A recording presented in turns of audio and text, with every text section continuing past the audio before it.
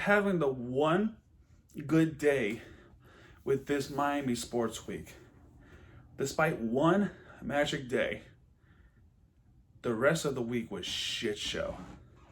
We're going to talk about it. A lot of moments went wrong despite the one magic day that Miami had. The rest of the week, we just fell into this downfall. But I will say this, not all the moments were bad. And we're going to talk about them. And let's talk about them right now, as we're going to start off with the loser of the week. There's a new rule that I created with the college sports, and that is the orange shirt would describe one great game, one winner, but there are the losers. If there is a Miami winner of the week for the Hurricanes, this orange shirt represents one team losing on one program, and the other one is the winner of the week. Otherwise, if all of them win, of course there's a green shirt. So that's the rule. So I give that away.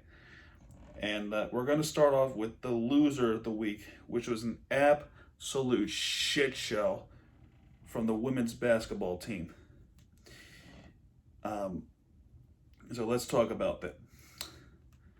The first quarter, right?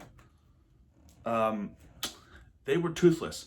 The offense couldn't get anything going, and the defense was a lackluster. The free throws and the defense are the killers. They could not do a thing against Syracuse. And yes, they were playing against Syracuse. Now, to be fair, they were the number 20 rank. They're 4-0 now, which ended the Miami Hurricanes undefeated. Now, the shooting percentage was really good for Syracuse. 23-19. Monsters Inc. pun. And, they were getting better in the second half, the Hurricanes. But this was an absolute shit show, and they are the losers of the week. Now, to give them a little credit, they were playing against a tough team. But if you pull a performance like that against a good team, no, I don't like it at all. The next team that lost horribly, I would put them in the loser of the week. But the only reason why I did it was there was a really cool moment with this Hurricanes team that I did not put them as a loser of the week. But they got blown. They got blown by North Carolina. And the Tar Heels dominated. They dominated against Miami Hurricanes. And guess what the final score was? You ready for this? 62-26. Yeah, talk about a blowout. Now, unlike the losers where they actually had a shot, this team had no shot at all. Now, the only reason why they're not losers of the week is they were playing a great team despite being a higher rank. But the disappointment is beyond the thing. The 3-0 Hurricanes, but that's all the lead they got. The Hurricanes with the women's, they did not have a lead. So there's my case there. Javonte Williams with the 2-yard run to make it 7-3. Javonte Williams with another rushing touchdown. Michael Carter with the 65-yard run. I mean, come on, defense. This is a shit show. Grayson Atkins with the 21-yard field goal. Michael Carter with another long run. And Grayson Atkins. I can see that this North Carolina team has a very, very good running team. Mike Harley with the 2-yard pass from De'Ara Kane to make it 34-10. And that's all in the first half, 34-10. Sam Howell with the 2-yard run. This is the play that just made it out of the loser category. Brevin Jordan with the 76-yard pass. Touchdown. That play was awesome. That's why they're not loser of the week. That play right there. If you can pull out great plays like that against a great team, you're going to show some credit. Right, Holly? Right, Holly? But that didn't last long after the fourth quarter. Sam Howell with the 1-yard pass. Cameron Harris with the 6-yard to make it 26-48. By the way, the other possession, they actually scored a 2-point conversion to make it 41-18. But that was it. Kamari Morales 55-26, and Javonte Williams with the game sealing. It was game set and match from the first half. That's pretty much all I say. But that play, the 76-yard with Brevin Jordan, keep making those plays against a good defense like that. You're gonna show some promise. Next one, and this team actually made me proud despite the loss. And we knew we were going to get into war, and I knew for a moment when the second half started the game was already over.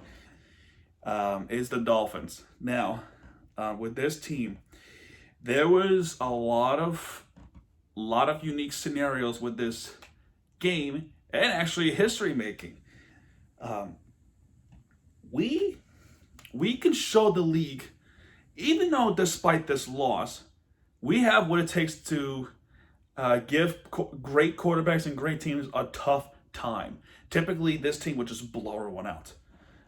But we actually gave them a hard time, and despite what happened in the second half, we actually had hope to win this game.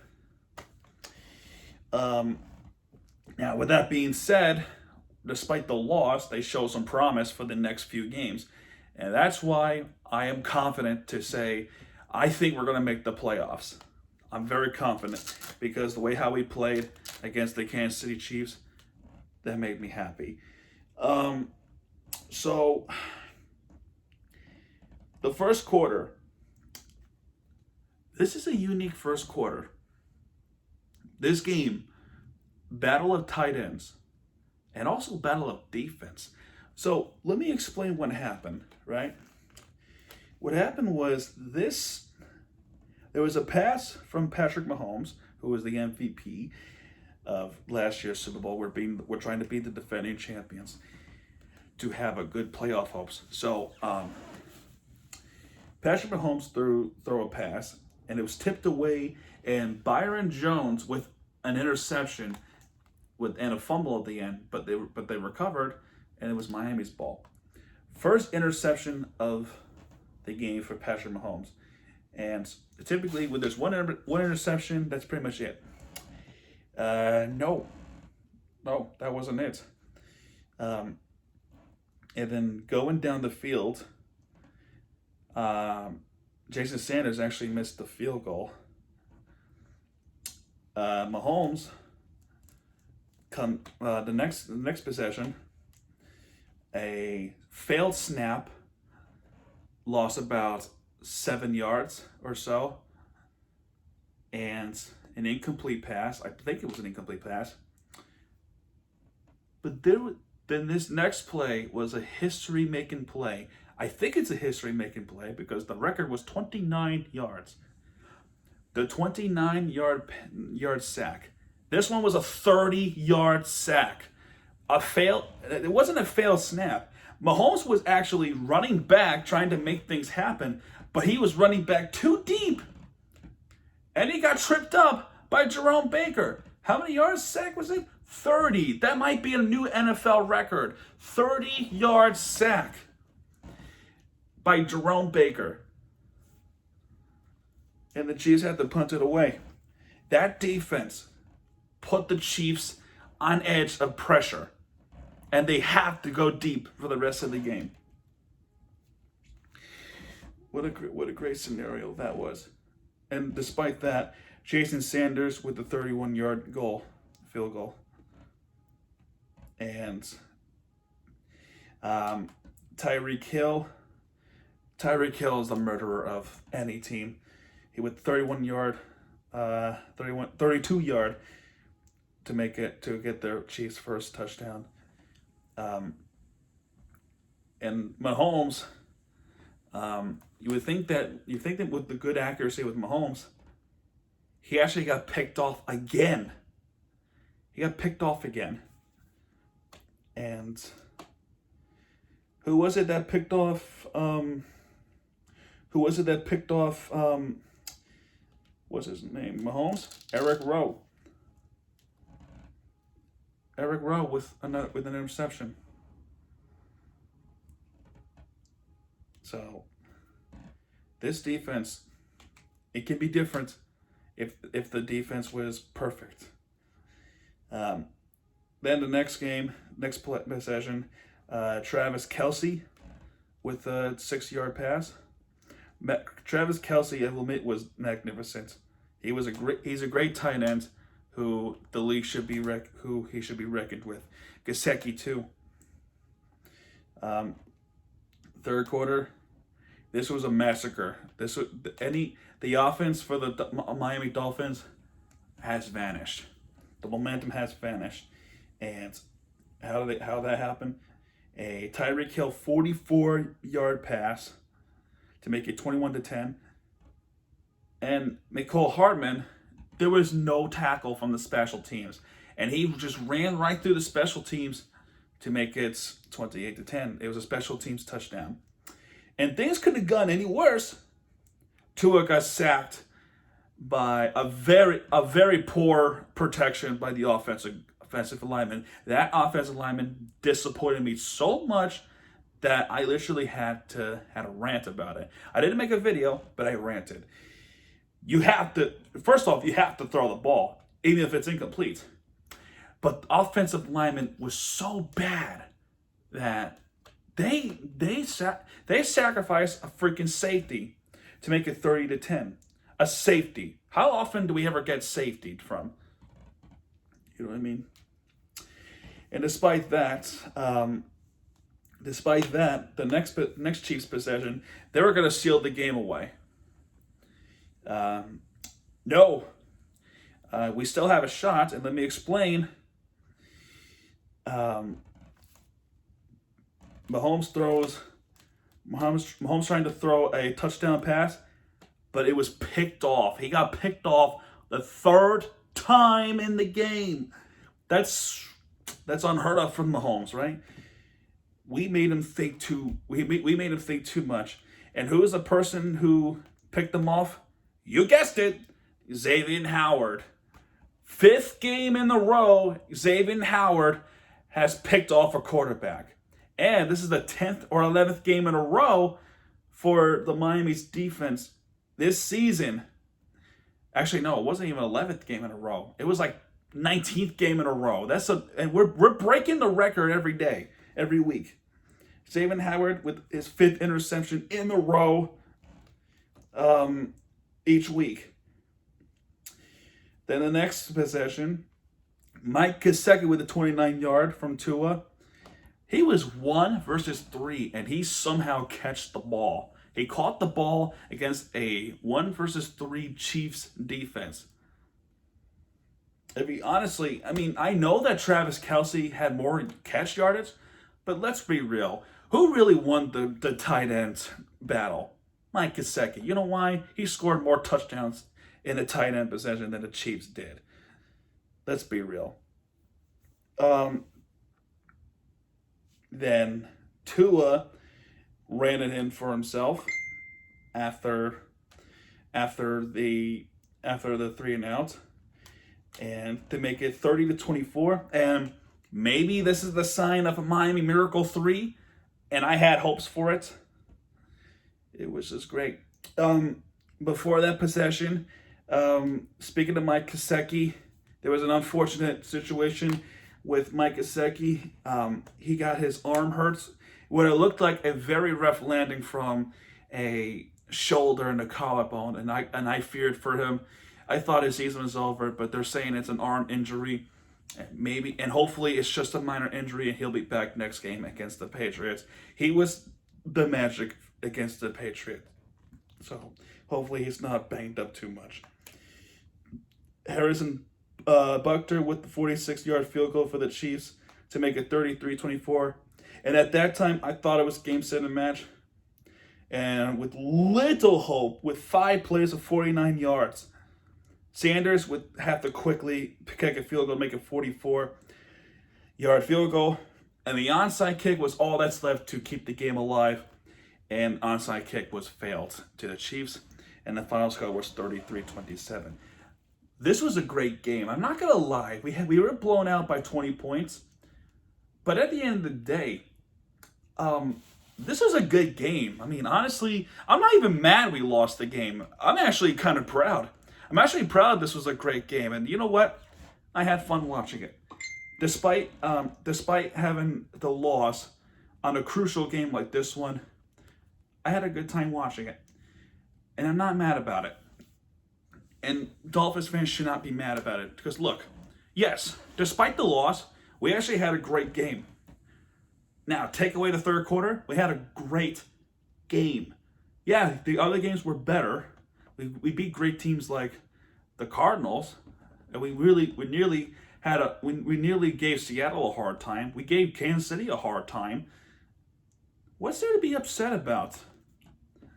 Don't be upset about this loss. But there is bad news. At this time of the recording, Buffalo is winning 9-7. We want Buffalo to lose, and we also want the Baltimore Ravens to lose tomorrow night because we are being chased by Baltimore, and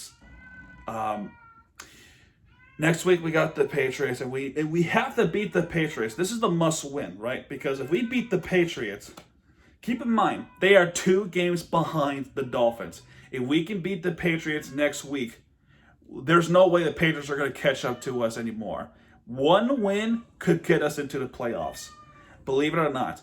But we want help from other teams. Now, let me take a look at this right now with the playoff scenario. The Colts won. That's good news. They beat the Raiders. But that puts us down to 7th place. But there is good news. We're not out of the playoffs hopes yet. Now, we want Cleveland to lose tomorrow because Baltimore is literally right behind us. The Raiders lost. Patriots lost on Thursday. We need to beat the Patriots, and they give us a better chance to make it to the playoffs. This win against the Patriots next week, that would eliminate the Patriots out of the playoffs. Now, another crucial game is the Raiders. We must beat the Raiders at this point. If Buffalo loses tonight, we still have a shot. And we want the Steelers to win. And next week, we want the Raiders to lose to the Chargers. Now, the Chargers nearly pulled it off the other week against the Raiders. So, we'll see how it goes. I think we'll make the playoffs if we can actually win out the rest of the season against the Patriots and the Raiders and against the Bills. We'll make the playoffs. We have a 60% chance, like I previously mentioned, in the Let's Look Miami series. And finally, winner of the week. We have a winner of the week despite the 1 loss this week and the one magic day, and we're going to talk about it, is the men's basketball Hurricanes team. Now, we made history here. The Hurricanes are actually the winner of the week. How do they do it? Let's talk about it. Now, they were playing against Purdue Boilermakers. This is an ACC Big Ten Challenge presented by Continental Tire. So, the Hurricanes, 1-0 lead. They were actually down like 11-1. They had a miserable first half. They were down as many as 20. This is the worst first half performance I've seen in the Hurricanes basketball team in a long time.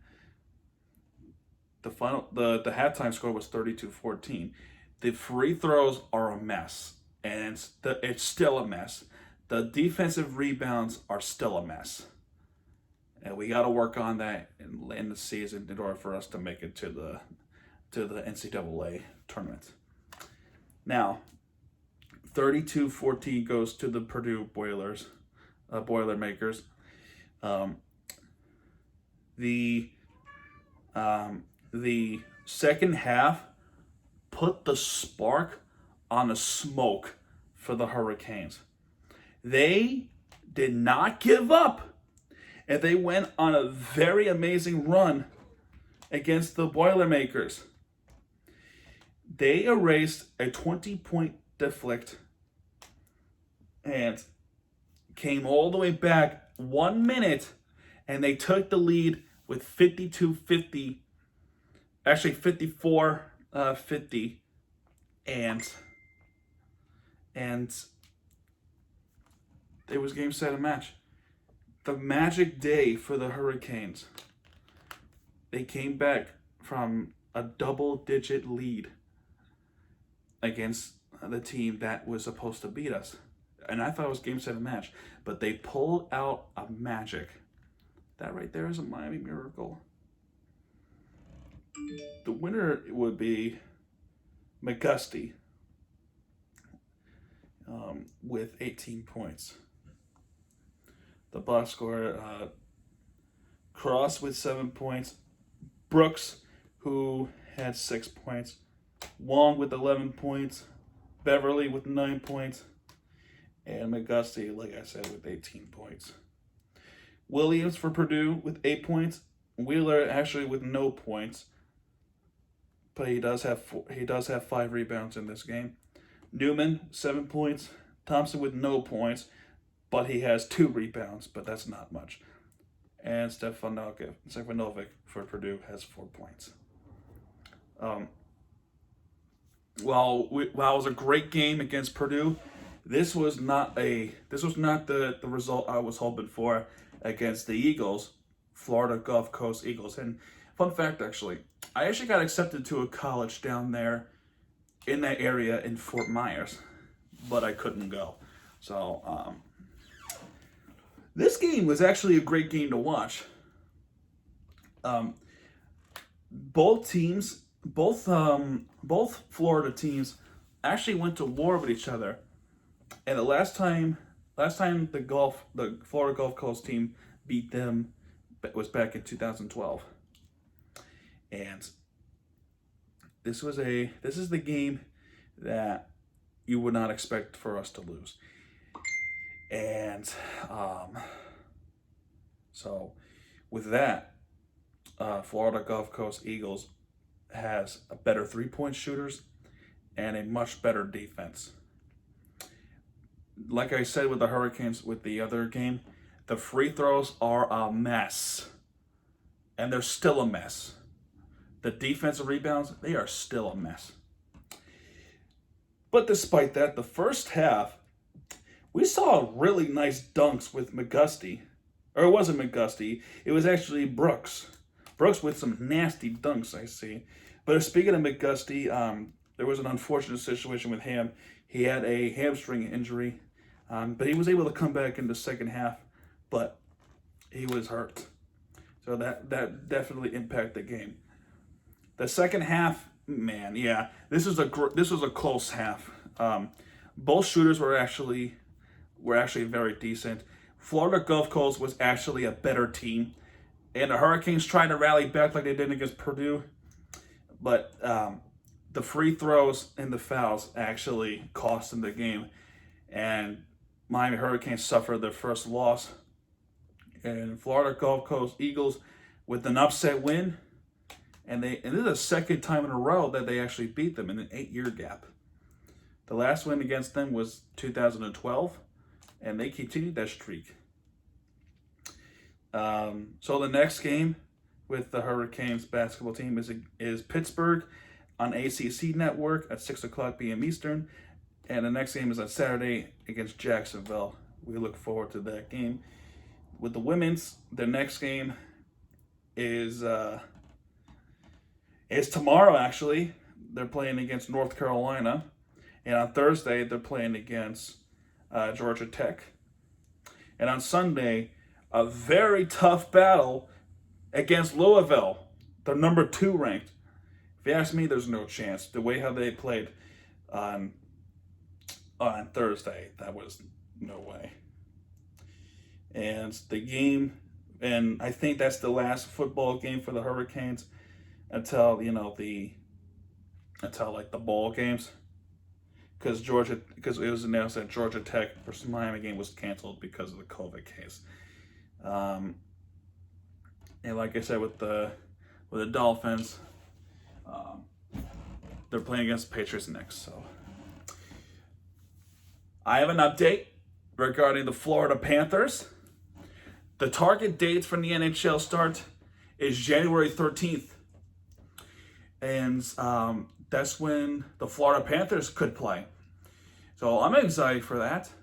The question is, who are they going to play first? Are they playing against the New York Islanders, or are they playing against the Tampa Bay Lightning, the defending champs? I don't know, but I'm very excited for the Panthers season. And the Miami Heat, preseason for them starts tomorrow, and they're playing against the New Orleans Pelicans. And I think it's on Thursday or Friday, or it could be next week. I don't know when this, but they're playing against Toronto Raptors, and they're playing in Tampa actually, because Canada's not allowing them to come back because with what's going on with the pandemic. I did hear that the vaccine is being distributed tomorrow, which is very good. It was slowly, very, very, very slowly, we'll get back to the normal that we once knew. And pray that we don't have to go through this much longer, because the way how I see it, normal life is coming back, but very, very, very slowly. We still have to wash our hands. We still have to keep distance. We still have to wear a mask. There's really no question, and we know that it works. And I look forward to it. Tomorrow I'm uploading a groundhog video. I gotta get these videos out because I do have a special video for New Year's Eve to end off the miserable 2020. And yeah, folks, that is it. This is Mirror TV. If you like this video, please hit that like button and hit that subscribe button. Next week, we're gonna continue to talk about the Miami Dolphins playoffs and how they're doing. And we're gonna talk about the Miami Heat. So I can't wait to actually watch the Heat play again. So it's been 2 months, but it's not horribly long.